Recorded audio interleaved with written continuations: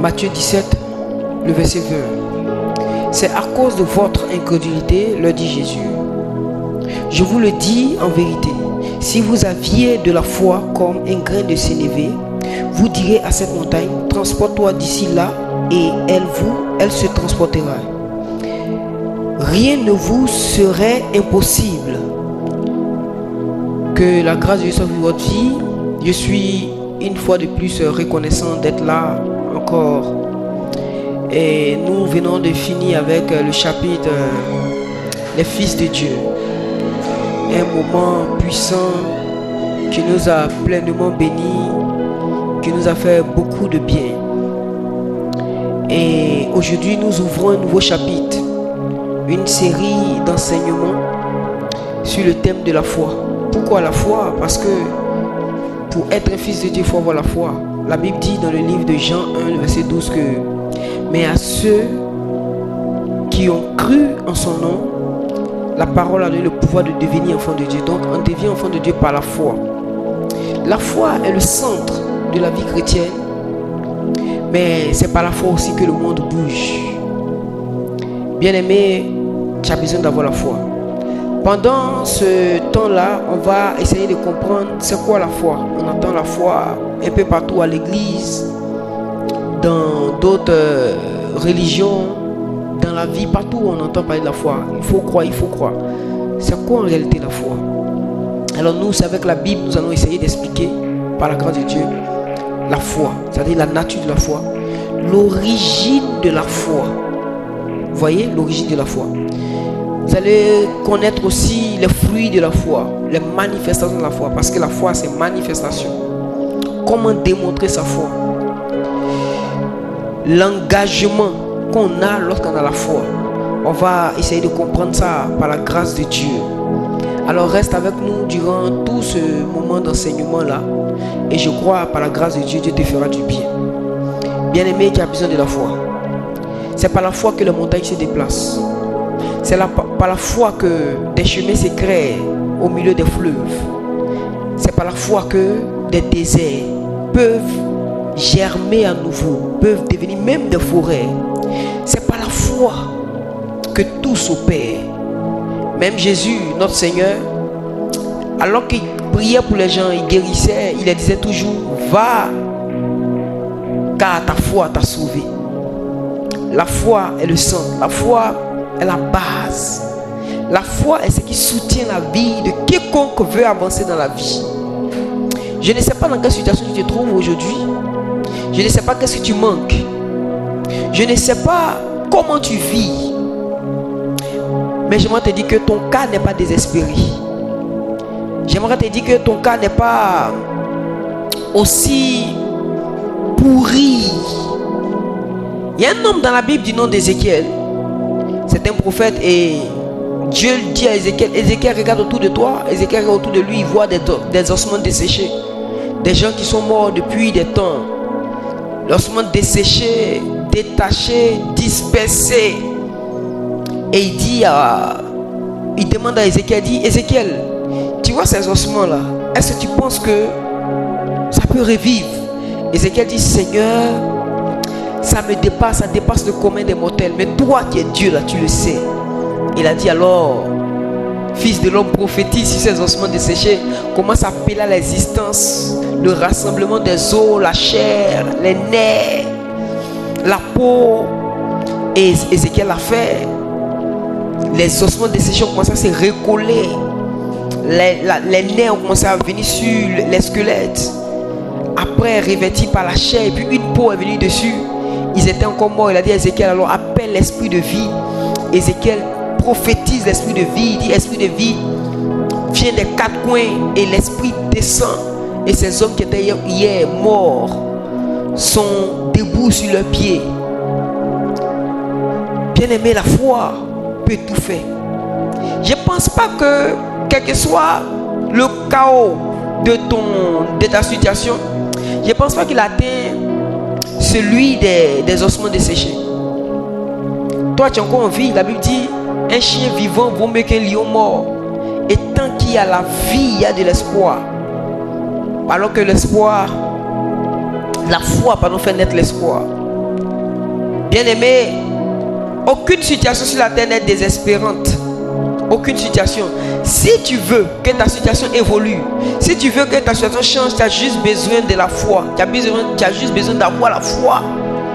Jésus se trouve devant la tombe de Lazare, son ami, et ses sœurs Marie et Marthe en train de pleurer, disant: oh Seigneur, si tu avais été un peu tôt, mon frère serait encore en vie, parce que j'étais trop vu guérir des malades et tout.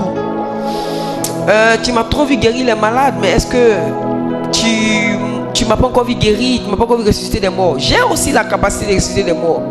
Et Jésus lui dit comme ça: ne t'ai-je pas dit que si tu crois, tu verras ma gloire? Parce que pour voir la gloire de Dieu, on a besoin de croire.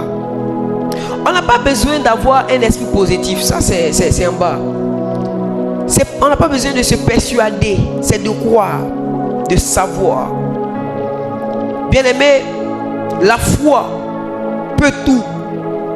La foi peut transporter les montagnes. Jésus a dit ici, il dit à ses disciples: si vous aviez un peu de foi, comme un grain de sénévé, vous direz à cette montagne: déplace-toi, et la montagne va vous obéir.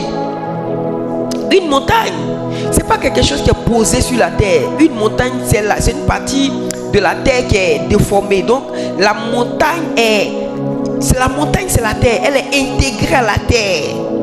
Comment on peut parler à une montagne? Oui, c'est une image que Dieu a prise, mais pour nous montrer la puissance de la foi, la capacité de la foi. C'est que la foi est capable de faire, quelle que soit la situation chaotique. Dieu est capable de tout faire. Tu as juste besoin de la foi. C'est lui qui laisse sa situation mourir. C'est celui qui a décidé que sa situation meure. J'aimerais te dire, la foi est le souffle de vie de toute situation. La foi est le carburant qui fait marcher encore à nouveau toute situation. La foi ressuscite même ce qui est mort. C'est pas la foi que tu peux tout. Je ne sais pas dans quelle situation tu es. Peut-être tu vis une situation de malade. Peut-être actuellement tu es couché sur un lit quelque part au CHU. Peut-être il y a un parent qui est couché. Peut-être tu es dans une situation d'handicap. Peut-être, je ne sais pas, tu dois avoir une situation difficile.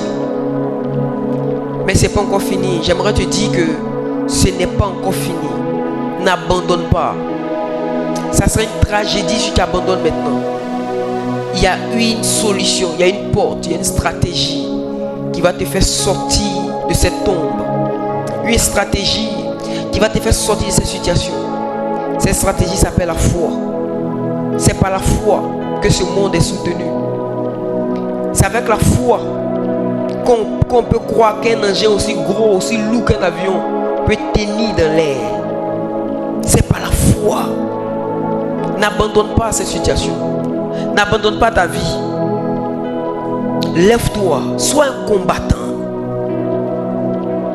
Jésus t'attend. Le Père, créateur du ciel, de la terre, attend que tu commences à faire un mouvement. Alors, il va éclater sa gloire dans ta vie. La foi, c'est pour les héros. La foi, c'est la main de Dieu invisible qui agit dans le visible de l'homme. La foi, c'est la frontière entre l'invisible et le visible. La foi, c'est la gomme qui efface le mot, la syllabe 1 du mot impossible et le rend possible.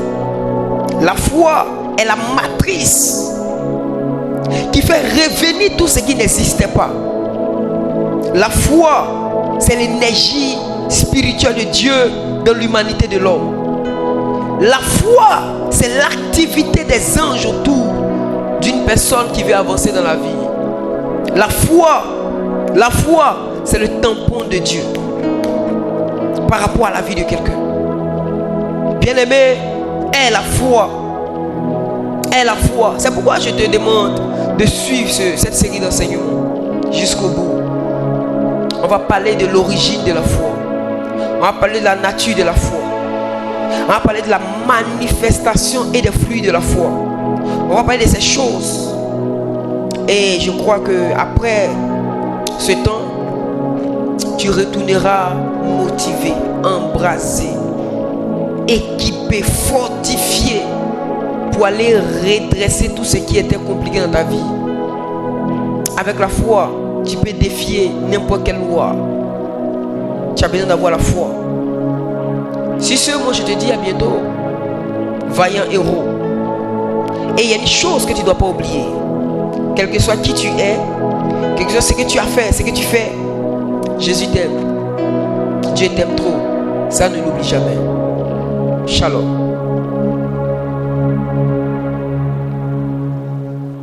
C'est comment?